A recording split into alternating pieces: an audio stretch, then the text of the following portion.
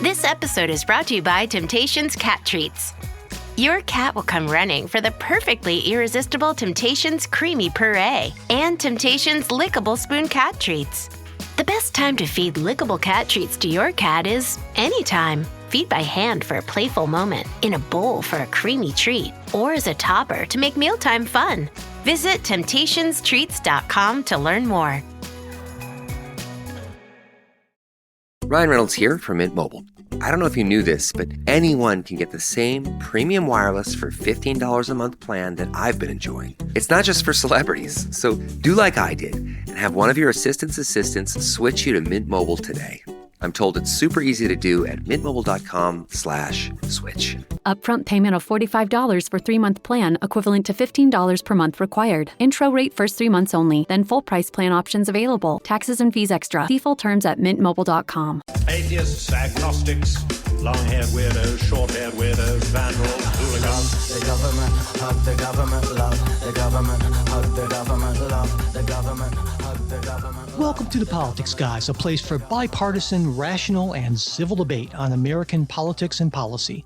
I'm Northern Kentucky University political scientist Michael Baranowski. My guest today is Eva Posner, founder and CEO of Avinco Strategies, a political consulting firm specializing in first-time candidates from diverse backgrounds who face barriers in traditional campaigns. Eva Posner, welcome to the show. Thank you so much for having me. I love being here. I appreciate it. Now, before you got into political consulting, you started out in journalism, right? And I was hoping you could talk about why and you decided to make that move from journalism to consulting. Yeah, absolutely. Well, I was in political journalism, so I've always been politically adjacent, politically aware. And so I think it was a relatively easy move to make. But long story short, I was pregnant with my son when the Sandy Hook massacre happened. And I just, as a mom to be, kind of broke my soul a little bit. And I just decided I couldn't settle for just working to expose problems anymore. Like, I was going to be a parent, and my job as a parent is to try to give my child, the best possible life. And so I decided I wanted to be in on, the solutions rather than just exposing the issues. So my son was born in 2013 and I moved into politics in 2013. I didn't become a consultant until 2016. I had to, do the entry-level gigs, the internships, the all night in the campaign office situation. And frankly, even in 2016, I think there were a lot of people who think I skipped the line. But mostly I just didn't see anyone in the consultants that I was working with working any harder than I did, and figured, why not make the leap? And so you have an interesting take on political consulting, I guess I'll say that, or focus, in that your focus is on empowering people who are from historically disadvantaged communities, backgrounds. And I'm wondering, and you've been doing this for a while, so what in your experience do you see as the biggest challenges from people from those communities, those backgrounds, who might be considering a run for office? Aside from, I guess, the most obvious thing is, just like most anything else in life, if you have a lot of money, it makes most things easier. But money aside, what are the other big challenges you see? Yeah, I think money aside is like a hard thing to say in politics because money is everything. Sure. So I will say that the first one is that fundraising is harder. I had an old mentor of mine who is a donor advisor in California, which means he tells rich people where to donate their money. And he told me once that fundraising is harder the further you get from reminding the donor of their grandson. Donors want to give money to people who remind them of their grandson. And every degree away from their grandson that you are, the harder it is to get their money out. And I think that's a very apt metaphor for what it's like to try to fundraise when you don't either come in with a lot of money or don't look the part in the way that, the status quo has decided we should look, which we can get into more later. I think another thing is the definition of viability. What it means to be a viable candidate is made to protect and advance the status quo. And that definition of viability is inextricably linked with both fundraising and political endorsements. And so it's about being able to get access to money. And then it's about who you already know in the system and getting those folks to support you. You know, the other piece of it is that running for some offices like Congress is a full-time job, and it makes it damn near impossible for the working class or working poor to break in, because they can't spend all day on the campaign trail because they have to pay their bills and they have to caretake and they have to do all of these other things. And then, of course, there's, you know, the classics of the racism, sexism, and homophobia, highly targeted harassment and things like that, that just make it overall a harder experience on the mental and emotional health of those candidates. Yeah, so it almost seems like, it seemed to me for a long time, like it's almost like a negative feedback loop, is that if you're not electable because you can't raise money, and then the people you go to for money say, well, we'd love to help you out. You're great, but you're not electable. Why not? Because you can't raise money. And so you just say, well, what the hell am I supposed to do here? Yeah, I think you just identified the entire frustration of my job. That is the key thing that drives us insane, is the chicken and egg argument. Which makes sense, which I guess it's a really cool thing to me that you're doing what you're doing, because if we had more organizations who were focused on this, then it would be maybe somewhat less of an issue, at least. I think so. And I think for our candidates, frankly, it is less of an issue because we've spent over a decade building infrastructure to support them. And we know how to do it. We know where to look, and we have the access that they might lack. And so we can go in and say, hey, these people are with us. And it gives them an air of viability that they might not otherwise have. You know, and that's not to like pat me on the back or anything, but I do think that that infrastructure is really, really important. And if more people did that focus, then, you know, there would be less gatekeeping. And you also focus on first-time candidates. And I'm wondering, you've seen a lot of them, right? And they come in with ideas about what running for office is like. And so based on that experience, what do you see as the most common misconceptions they have? And how do you kind of work with them as opposed to working with someone who's been through this and run for election before? So to answer the first part of the question, the biggest misconceptions, I think, are that first-time candidates tend to think of running for office as some kind of glamorous experience like they watched on the West Wing. And, you know, it's going to be rallies and it's going to be press conferences and it's going to be speeches and people are going to cheer for you and your name's going to be on signs and your face is going to be everywhere. And it's like, in the industry, we call it fame for ugly people. Not to say all politicians are ugly, just saying. But the truth of the matter is, those moments are maybe 5% of the entire experience, and the proportion is lower the lower down ballot you go. And so I think people have a real hard time with like what they think running for office looks like and then the reality. The other big misconception is that first-time candidates tend to think that they can win on their brains and their ideas, and that's not real. That's not how people relate to politics. People don't think about politics, they feel it.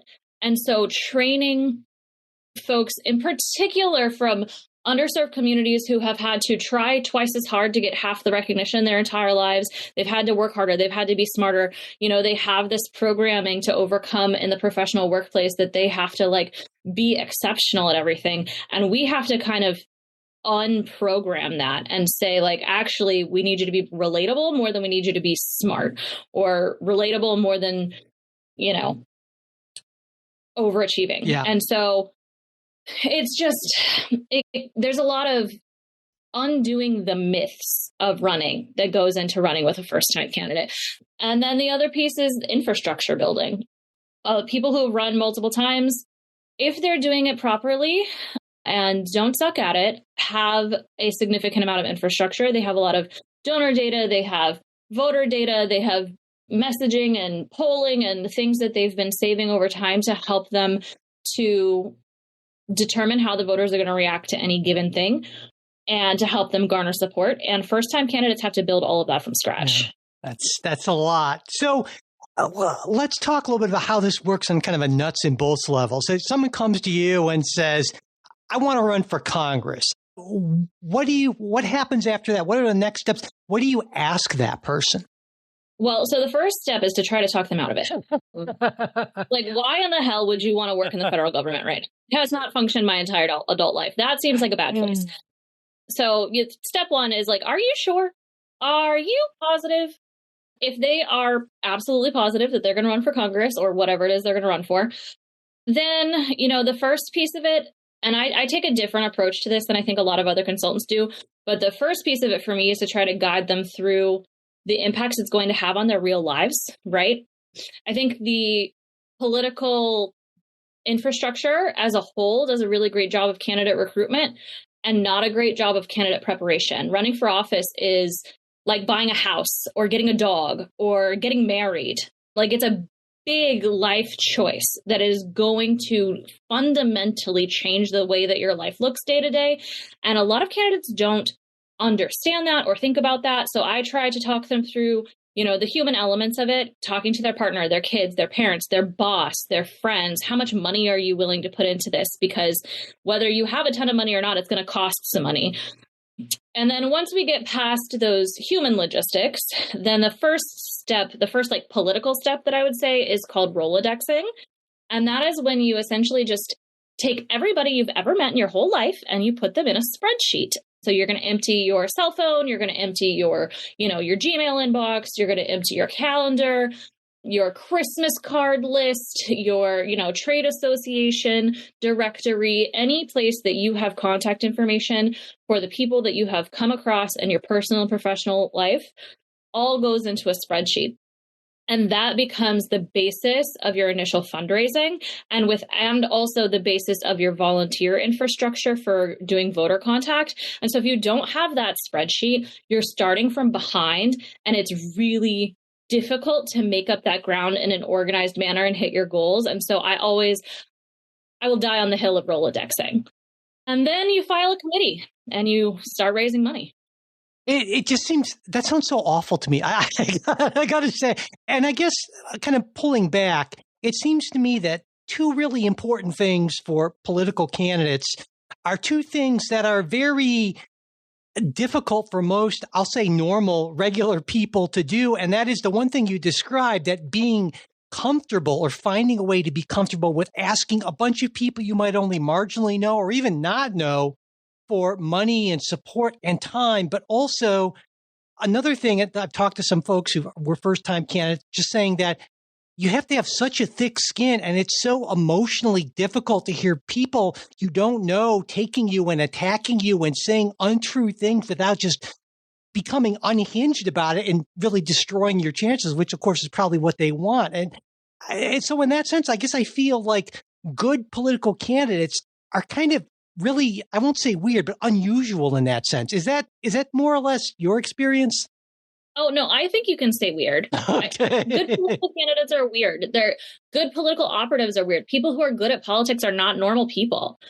There's something in us that is, I don't know, I'm sure there's some diagnosable thing in here that, makes you not just willing and able to keep going, but desire to keep going in the face of all of that.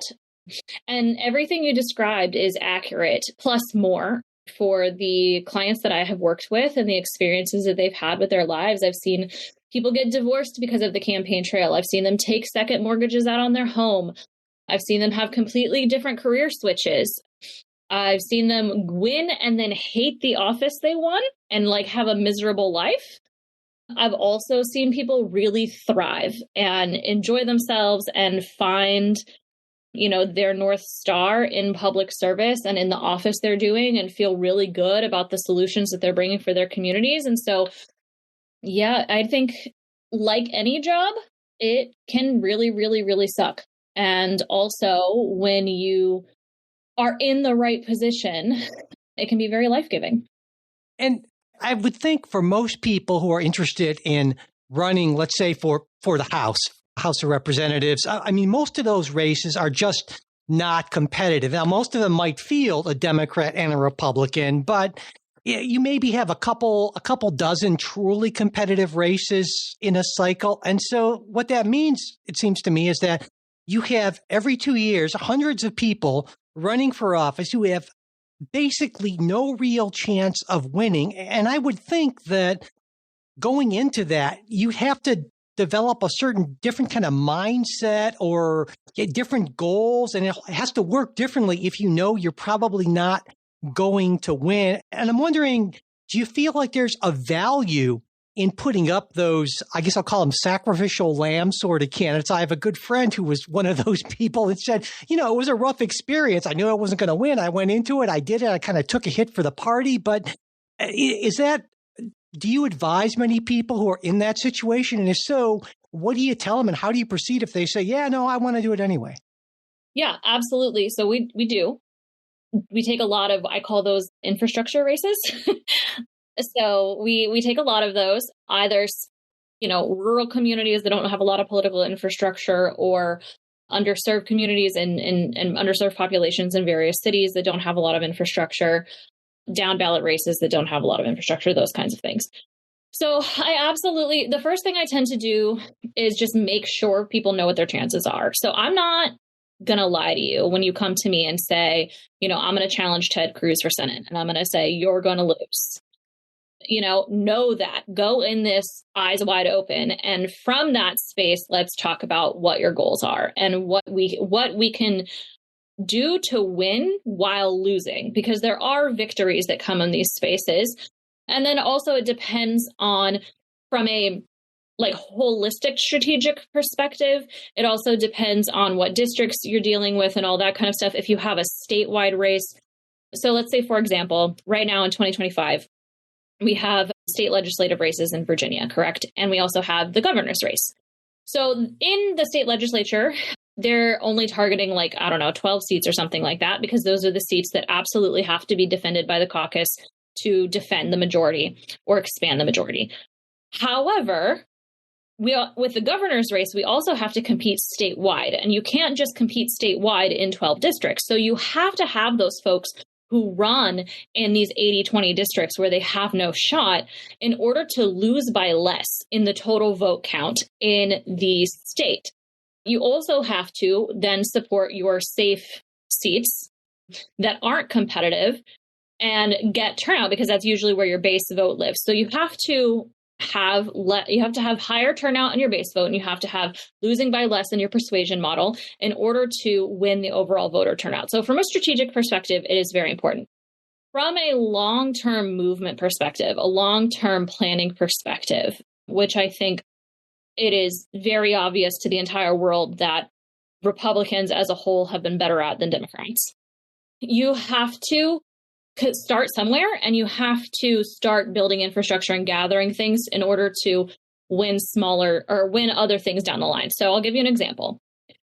2022. In 2022, we took on a state Senate race in Arkansas. This state Senate race was never going to win. And there was an element of just acceptance of that for everybody. But we also, we're trying to make sure that we could be proud of something. And so in going through all of the data and trying to figure out the strategy where we're going to, put up what fight we could and try to find some narrow path to victory, because there usually is a path to victory. It's just nearly impossible to find. We realized, it was my first time in Arkansas, and we realized that most people do not register as Democrats or Republicans in Arkansas. They register as independents. And so, I'm talking to my candidate and I'm saying, how many Democrats are in your district? And he's like, 60. And I was like, I don't think that's true, sir. But then looking at the voter file, there are no Democrats in the district and there's no Republicans in the district. Everybody is independent. So then it's okay, we're going to take a step back from this and forget the state Senate race itself. We're going to start by identifying who the Democrats are. And so we did a couple phases of text message campaign, and we were able to get almost 3,000 Democrats to self-identify through that. And then turn that information at the end of the race, it was donated to the county Democratic Party in that space. And then the next cycle, the county Democratic Party was able to compete for a school board race that they weren't able to compete for previously because we had identified a bunch of Democrats. And so you have to be able to find the basic pieces of infrastructure that need to get filled in and build that foundation. And because of the way the money works in politics, a lot of times it requires a race in order to do that, because there's not a lot of cross-cycle, multi-cycle funding. It is all very cyclical and race dependent. How does PwC take your company to the leading edge? They bring the sharpest minds in tech to your team so you can bring the ideas that will transform your business. They're passionate about your industry so you can walk into any room with every advantage. And they're with you every step of the way so you can know you're headed in the right direction. PwC builds for what's next so you can get there now. Get started at pwc.com/us/leading edge. This episode is brought to you by Loom by Atlassian. Are you feeling stuck at work? Get your team unstuck with Loom video messaging and move work forward. Use Loom to simultaneously record both your screen and yourself to share a quick update, provide feedback, train a colleague, and everything in between. Plus, add Loom AI to your meetings for instant written notes and recordings. Try Loom today at Loom.com. That's LOOM.com. All of this seems to me to be something that experienced political operatives should know. It should be part of their DNA. And yet, when I read the various recent histories of the Democratic Party, it seems like in the Obama years, there was literally a conscious effort made to not do that and to focus more on, I guess you could call it, winnable races. And it kind of boggles my mind that those very smart people seem to had had this huge gap in their, in their reasoning and their worldview. Did you have a sense of how this possibly happened? It baffles me to this day, honestly. Yeah. So the truth is, I think I'm too young to understand why that happened. I wasn't around. I don't know those people. I can tell you that it happens every couple of months that there's something that to me is glaringly obvious. And I'm like, I'm sure somebody higher ranking in the party and better paid than me will figure this out and handle it. And then several months go by and then the thing falls apart. And I'm like, ooh, nobody saw that coming. So yeah, I don't know why they chose to do that. I think results speak for themselves. Clearly, it was a mistake. And I'm happy to say that the infrastructure is getting better. Run for Something, Emerge, programs like that exist and are really doing a great job recruiting people to run for local and state offices and really fill that bench that then feeds up to become, our governors, our senators, our congressmen. And so it is getting better. But as with most things that the Democratic Party has refused to do in power building in the last 50 years, who the hell knows? Yeah. Hey, when I think about fundraising, I've been involved, or I've been focusing on politics in a serious way really since kind of the mid 1990s. So that's a long time, and things were a lot different back then in a lot of ways. And so when I think about fundraising, I think about what we used to call dialing for dollars, this kind of antiquated term back when phones had dials, right? Where the candidate gets lists of people and spends a ridiculous amount of time essentially cold calling these folks for hours and hours, just working their way through the list, trying to get people to give them money and mostly getting told no. Is that still like a thing anymore in this digital kind of online age or not so much? It is still the thing. It is the backbone of any solid fundraising strategy. And anybody who tells you otherwise is lying to your face. When you sign up to run for office, you are signing up to spend a minimum of 18 months to 2 years on the phone asking people for shit. And you can't accept that, then you do not need to be running for office, because that's the reality. It's not the speeches and the rallies. It is sitting on the phone and asking, can you give me $100 right now? Can you come knock doors for me right now? Can you, endorse me right now? It's just constantly asking people for things. So yeah, it is the thing. Candidates don't want it to be a thing. And I can say that from experience because our firm has two prongs to it. So we have a general consulting firm, and then we have a fundraising arm of the firm. And I say it is we help you bring in the money and then we spend it for you. So the fundraising stuff, it just without fail, the candidates who refuse to do call time do not hit their goals and do not hit their budgets and do not have the money they need to win. There is this delusion that, you can raise millions of dollars or hundreds of thousands of dollars through emails and text messages. And don't get me wrong, a good fundraising strategy absolutely has those things in it, and it will raise you a couple thousand, but not without the phone calls to support it. And frankly, unless you're like AOC or Bernie, you're just not going to hit your budget. asking people to click a button or answer a text message rather than taking the money over the phone.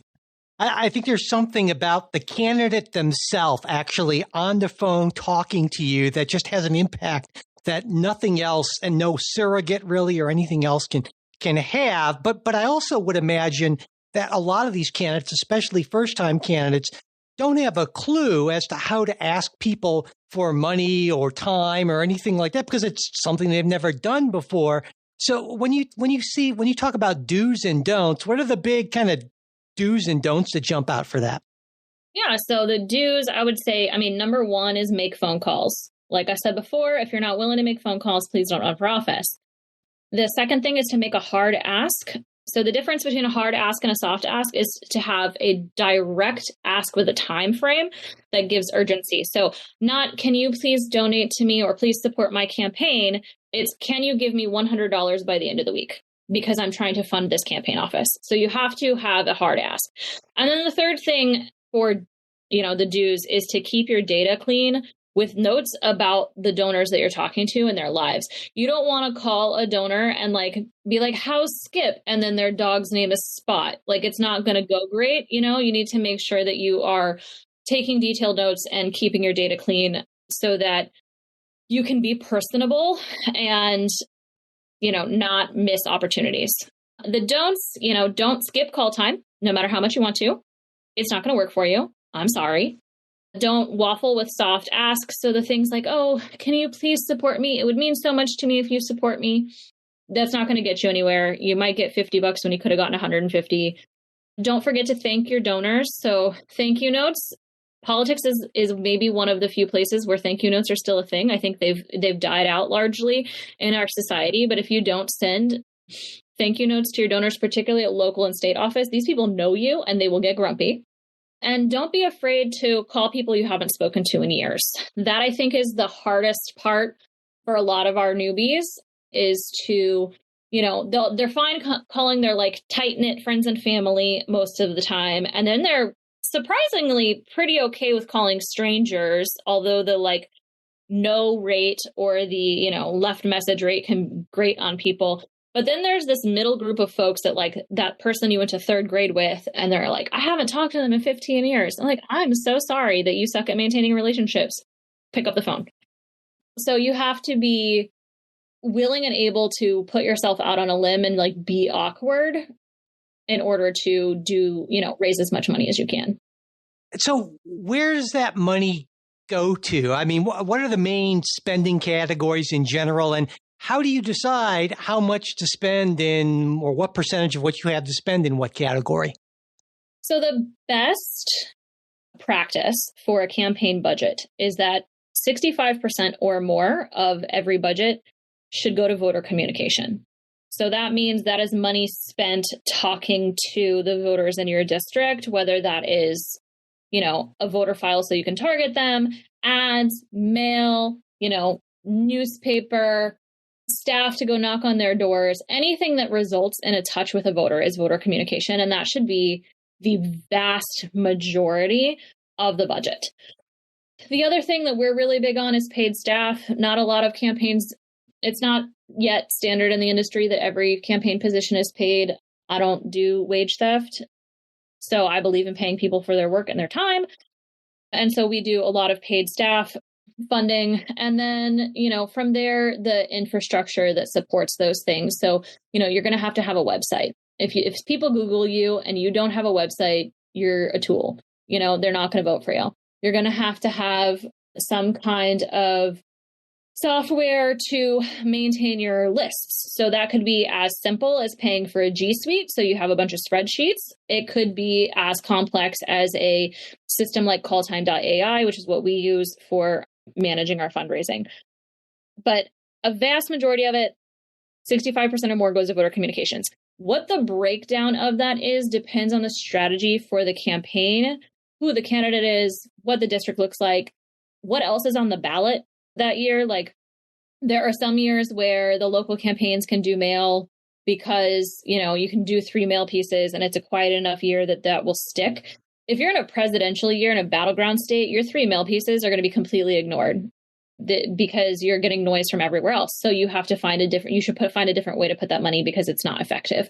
And so there's a lot of factors that go into deciding exactly what and how much of each voter communication tactic is used, but voter communication is the key. One of the core beliefs of your firm is that candidates should embrace authenticity. I love that, but I got to tell you, I don't feel like I see a lot of that just in the wild. I mean, most candidate messaging, to me at least, seems kind of forced, kind of fake. Now maybe that's because I'm not the audience for hardly any of this, given who I am and what I do. But do you feel like a lot of candidates sort of struggle with that? And if they do, what is it that you can do to kind of help them be their authentic self without like being their authentic self in a way that's going to turn off potential voters or donors? Yeah, I think that's a great question. And I will say the one piece of your premise that I would push back on a little bit is that the candidates have problems with it, because sure they do, but I think the entire industry has problems with it. Because a lot of times the candidates are actually being pressured by the political industry to conform to whatever milquetoast bullshit polls the strongest. And so, you have, and I've seen candidates have their lipstick color changed. You have to wear heels. You have to get a haircut. You have to dress a certain way. And a lot of it, some of it is just professional basics, sure. But a lot of it is unnecessary. And then you have this person walking around looking and feeling like not themselves. I'd say, kind of like related to the viability conversation we were having earlier, people have this archetype in their heads of what a candidate should look like. A man, slick black hair with a suit. He's got an American flag pen and a law degree. You have American pop culture really put that back. You have your, optimists like Jed Bartlett from West Wing and Andrew Shepard from The American President. And then for the cynics, you have Fitzgerald Grant from Scandal and Frank Underwood from House of Cards. And none of those people are real. But that is the image that all candidates and the entire political ecosystem and even the American people to an extent have in their head of what a politician looks like. And so if you don't look like that, you're going to have a hard time. You're going to be given a hard time. So if you an extent. Yeah. Because for some people that works. I mean, maybe not a lot of people. I'm thinking of, say, like a John Fetterman, who clearly does not look like a normal candidate, right? But it works for him. But that might be a tough kind of needle to thread. It can be a tough needle to thread. I also think, though, it really comes down to courage and people having the courage to be themselves. A lot of people who are inauthentic in politics are not in politics for the right reason. They're in politics because it's a career move or a vanity project. They're not in politics because they're really trying to solve problems for the human beings in their, neighborhood or community or state or whatever. You look inauthentic when you're trying to sound like you care and you don't. And I think that that's one of the big imbalances that you're picking up on and that a lot of people see.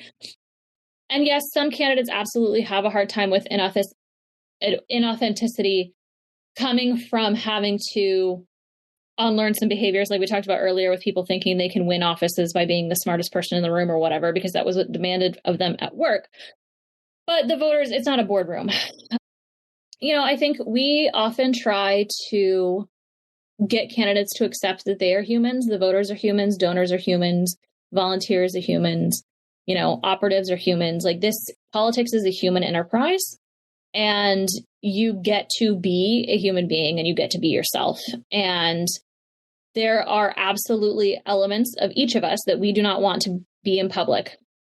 When we first started recording this, I asked you how much I can cuss, right? Because I have a potty mouth and I need to know how much I need to filter myself in this situation. Can I do it? Yes. Am I going to not do it if I can get away with it? Also, yes. And so, there are adjustments like that we all have to make, but we cannot make them to the extent that we're walking around uncomfortable in our own skin, because people pick up on that. And so giving the candidates permission to be themselves and be human beings, I think, is really the number one thing we can do as an industry to help with that because it doesn't fucking matter. Oh, sorry. You're going to have to. Not a problem. Because it doesn't matter what color lipstick they have on. So I guess I wonder if maybe that's a lesson that Democrats can take away from what I'll call the Donald Trump experience. I am no fan of Donald Trump in almost any way, but he feels when I watch him debate or when I watch him on the campaign trail, my God, the guy feels authentic as hell to me, whether he's doing the weave or whatever weird thing he's doing, it works for him. And then I see someone like, I agreed with Kamala Harris on so much more. I would have been so much happier if she's president, but it just felt like a whole bunch of focus group people said, do this, don't do that, stand this way. And it just came off so forced and false to me. And I guess maybe we have Bernie Sanders to point to on the left for something like that. But I wonder if, we could use more candidates like that, it seems to me, but it's obviously not as easy as that. Yeah, I mean, I think, there's also nothing in the fact that the two examples you gave of authenticity are men, and and then the counter argument to that is women, right? Because then it's Kamala and Hillary. And so what does authentic look like for a woman and a woman politician, particularly at that level? We don't actually know because we've never had a woman president. So that status quo doesn't exist yet. And there's a lot of, internalized bullshit that people have when it comes to like the relatability factor. What's the test that they use all the time on the campaign trail is like, can I get a beer with that guy? Right. Whereas when, if I go after work and I say, hey, can we grab a beer? Like for some guys, that's not going to be what they want or how they want to spend their time. When it comes to me, they're going to feel uncomfortable. And so, there's that element. I will say, though, I do think that you were onto something because regardless of personality, I think from a, messaging level, I think Democrats can and should learn from Republicans to accept that the American people are angry and to tell them it's okay to be angry rather than dismissing that anger with things like, oh, you just don't understand the accomplishments of the Biden administration. There was a lot of talk in and around the 2024 cycle of like, oh, people just don't get it. Once they see the inflation plan, once they see X, Y, and Z, once they see, once we put the numbers in front of them and how many student loans were forgiven, then they'll get it. And it's just dumb. It doesn't work with human psychology. They don't get it, but we're asking too much of people when Maslow's hierarchy of needs hasn't been met. And there is an element of Republicans saying this system doesn't work, and we acknowledge the system doesn't work. Now, it's my stance that it is their fault that it doesn't work and that they did that on purpose, but that's besides the point. Yeah. When you're talking to the public and the public is mad and you're saying, I know you're mad and I feel you, I feel why you're mad and I'm mad too. That is a different message, a different story, and a different resonance level than when you're saying, well, you wouldn't be mad if you read this white paper. Like, come on, screw you. Yeah. I don't have time for that. Yeah. Yeah. Earlier, you mentioned candidates who get into politics for the wrong reasons. They don't want to help people. Maybe it's fame, glory, whatever.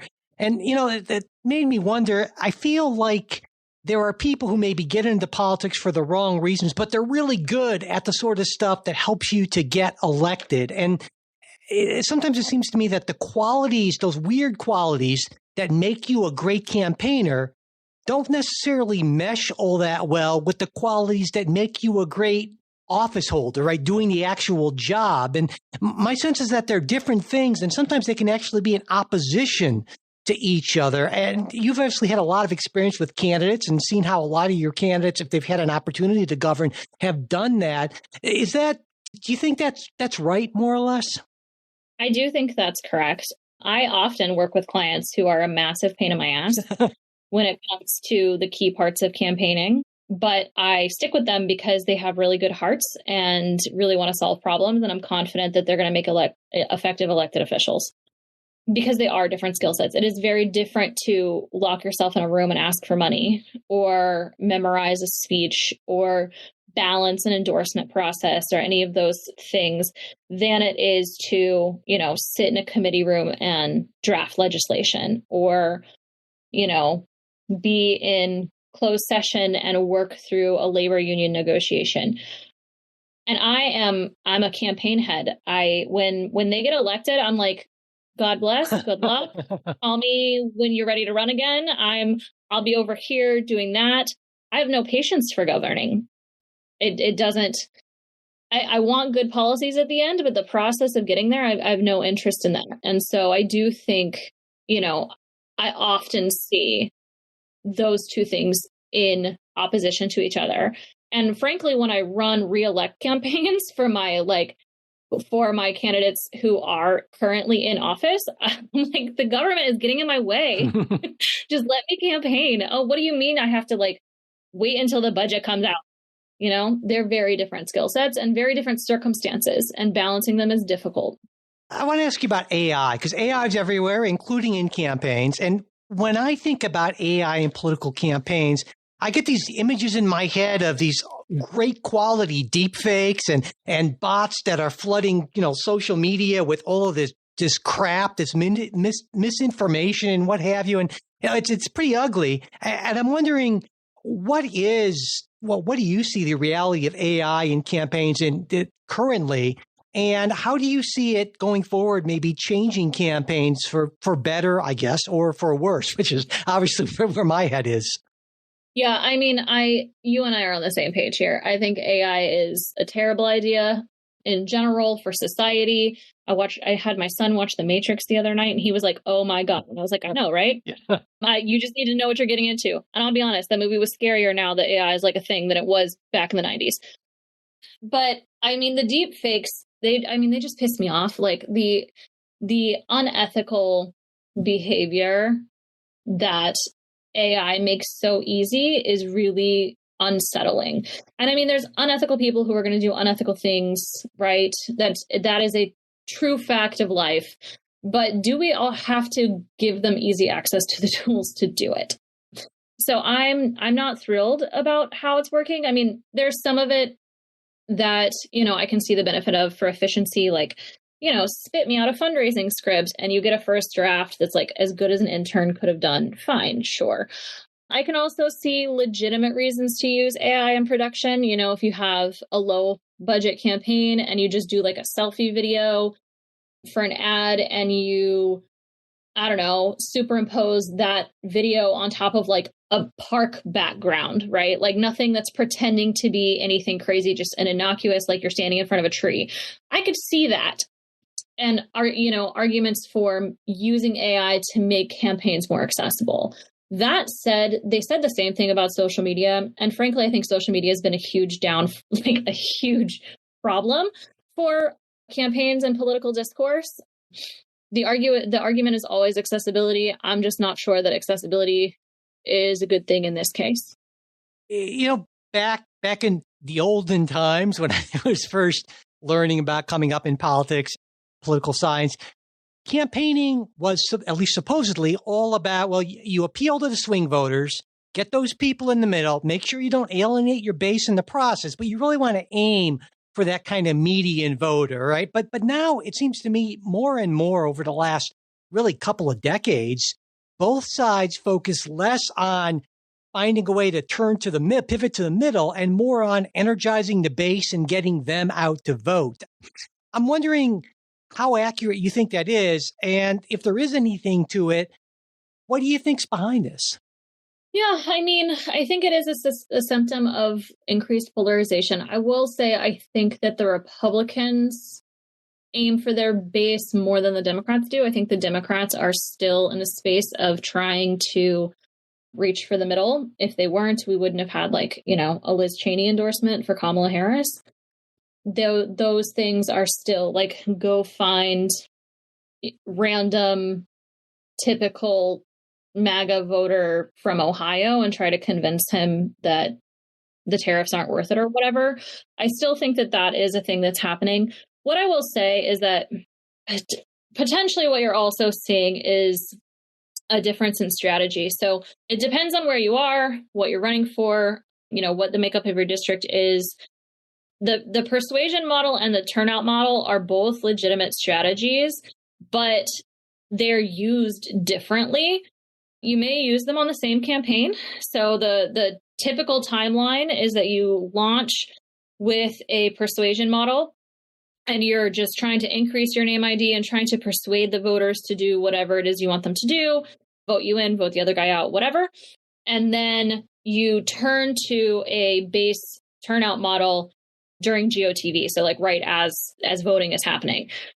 However, there are spaces that are high propensity that they're going to turn out, but they are like truly purple places, and you're dealing with a persuasion situation the entire campaign, and it's down to the wire as to like, we're really just trying to we know you're going to vote, we just don't know how you're going to vote, and so we need to persuade you to vote our way.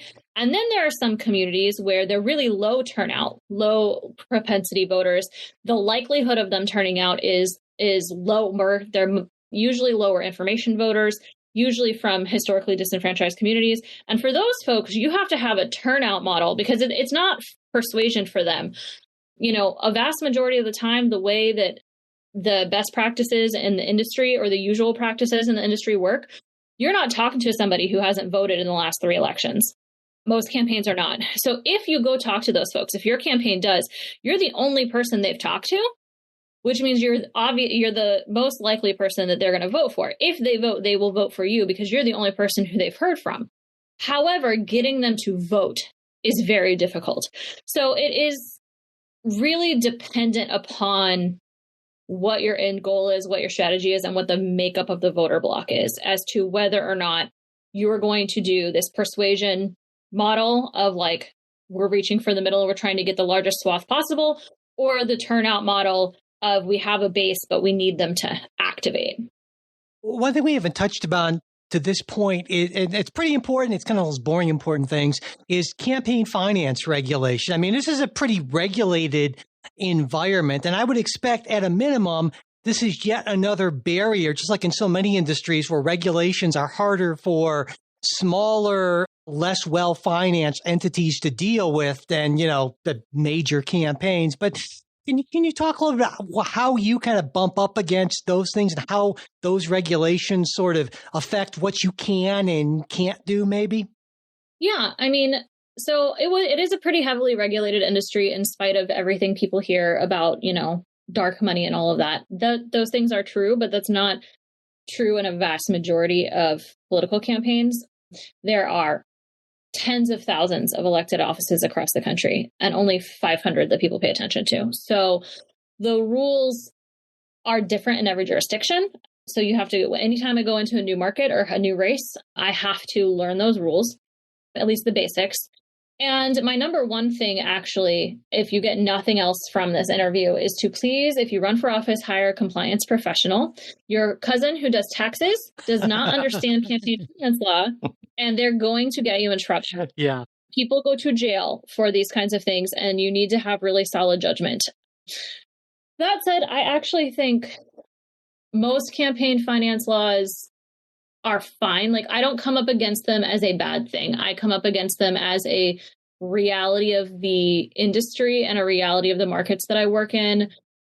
I can do some things in some places that I can't do in others. I can time things in certain places that I can't time in others. It can be confusing, especially there are complex places like California where you have multiple jurisdictions piled on top of each other.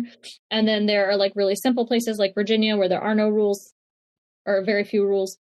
And so I think, you know, if we were looking to make it easier and more accessible and like more fair, then having the same rules across the board would be great. But who gets to determine what those rules are, et cetera, then becomes kind of a problem. But yeah, I don't mind campaign finance laws. I think that they keep us out of trouble. They try really hard to control, you know, against unethical behavior. And they do a decent job, I think, frankly, especially when they're actually enforced, of keeping people clean, or at least finding the bad things sooner. I think, you know, one of the things that really does need to change, and I think I'm gonna become unpopular with my peers for this take, but my industry needs to be more heavily regulated. I think that's a huge loophole in campaign finance and like public like sunshine laws and things like that, is the existence of the political consultant and the fact that like there is no governing body, there's no certification. You're telling me that the lady who does my hair has to go through this like intense certification program with hundreds of hours of training and put the thing up on the wall in order to legally like deal with my curls. But I just woke up one morning and was like, you know what? I'm going to play democracy today. And nobody could stop me. And I think I'm a good actor, but also, you know, so does everybody else. I'm pretty sure that's what every Bond villain says. And at the end of the day, we need some kind of, I think, regulation over the fact that there is a private industry, a monetized industry with a monetized capitalistic motivation for the outcome of elections. And elections shouldn't be about making people money. They should be about solving problems for humans. So you've been at this for a while now through basically the entirety of the Trump era, right? And that means, I think, given your position, you maybe are in a good place to evaluate kind of in general the strength of the Democratic bench, if you will, now as compared to when you kind of got into this. And I'm wondering if maybe one sort of, I won't call it a silver lining exactly, but one sort of thing that we can take away from MAGA is that, has it been a recruiting tool, a good recruiting tool for anti-MAGA or just general Democratic candidates? Because I'm assuming, given what your firm focuses on, you'd be almost likely to have a strong preponderance of Democratic candidates. Yeah, we only work for Democrats. Okay. It's absolutely been a great recruiting tool. I guess you're right that is a silver lining. I will say, I think it was bigger in the first term. The public is responding to this second term differently than they did the first term. The energy is different. So, you know, you had 2018 was a big blue wave year. You know, you had a historical number of women running for office, a historical number of like protests and things that got people involved in the system. And so there was a huge surge post 2020 or 2016 of political involvement. And that came in the form of candidates. It also came in the form of new activists, new party leaders, et cetera, et cetera. I think we're going through something similar right now. I wish that we didn't have to like face down fascism to get people to care or like constantly have our human rights threatened in order to try to make change. But I'll take what I can get. And, you know, the fact is people see a problem and then they feel like they have something to give and something to fight for to try to solve it. Then, you know, we should welcome them with open arms. And I think the movement's doing a pretty good job of that. So I always like to close on an optimistic note if I can. And so when you look around in the overall environment for Democrats, for first time underrepresented community candidates, what do you see that maybe makes you feel at least somewhat optimistic, somewhat positive? You know, I'm actually really optimistic for the long game. I think we're going to win in the long run. I just think the long run is like 40 or 50 years from now. Sorry. But I do think we're going to win. And by we, I mean like human beings who don't need to oppress other human beings in order to make themselves happy. I think, you know, there's a lot. I think a big challenge is going to be turnout. It was really low in 2024, and it tends to drop even more in midterms. So the opportunity piece of that is the opportunity to get creative, because we can't just assume that people are going to be frustrated enough with Trump that they'll show up in droves. We can't assume the 2018 blue wave is going to automatically happen again. And so I think there's a lot of opportunity for people to innovate and organize and connect with their communities in new ways in order to get folks to vote. I also think there's significant opportunity in local and state races. Like, I don't know if you've picked up on this yet, but I'm not a fan of the federal government. No. I haven't been, and that is not exclusive to any president. I have not been for a very long time. I don't think it's functional. And so I think, you know, it's easier to run and win locally, which in general, which means the like threshold for viability is a little bit less demanding, which means it's an easier entry point for, you know, a diversity of candidates and diversity of views. And then not only that, but there is also a lot of direct democracy happening in 2026. So, in Ohio and Oklahoma, they're working on qualifying minimum wage increases. Virginia, Nevada, Idaho, and Hawaii are all working on qualifying ballot measures for reproductive rights. So there's a lot of opportunity to make this society you need, even without the politicians. There's a lot of opportunity to make direct change as voters that doesn't need to go through this weird ass system that we, are in. So, I think the opportunities lie at the local and state level, because if the Supreme Court is going to constantly say okay, let's take it to the states, leave it to the states, then it's up to us in those states to say heard and fight for the state that you want to live in. And so I think there's a ton of opportunity for new leadership. And back to your earlier point, authenticity, proper righteous anger to solve problems for people at the local and state level. All right. Well, on that note, we will close. Eva Posner, thank you so much for taking the time to talk with me today. Thank you so much for having me. It was a great conversation. Thanks for listening to this Politics Guys interview. If you want to get in touch with us for any reason, you can do that in a bunch of ways. There's email, mail@politicsguys.com, as well as Facebook or X. Links for those are in the show notes. There's also our Discord discussion forums for supporters, which I am on all the time, probably too much. No. But anyway, if you're not already a supporter, I hope you'll consider becoming one. When you become a supporter, you not only help us continue the work that we're doing, but you get ad-free versions of everything we release, as well as the full-length midweek episode, as opposed to just that 15 or so minute preview. And if you'd like to get that full-length midweek episode, but you're not in a position to financially support us right now, not a problem. Send me an email, mike@politicsguys.com, and I will get that set up for you. And whether you're a supporter or not, it really does help us out if you subscribe, rate, and review us on whatever podcast app you use, as well as sharing episodes on social media. And finally, a very special thanks to our executive producers, Wilma Moreno, Daniel Toe, Ryan Beasley, Don Oglesby, Derek Schmidt, Dakota Heath, Jason Chrysler, Dave Dean, Jeremy Larson, and Brian Matza.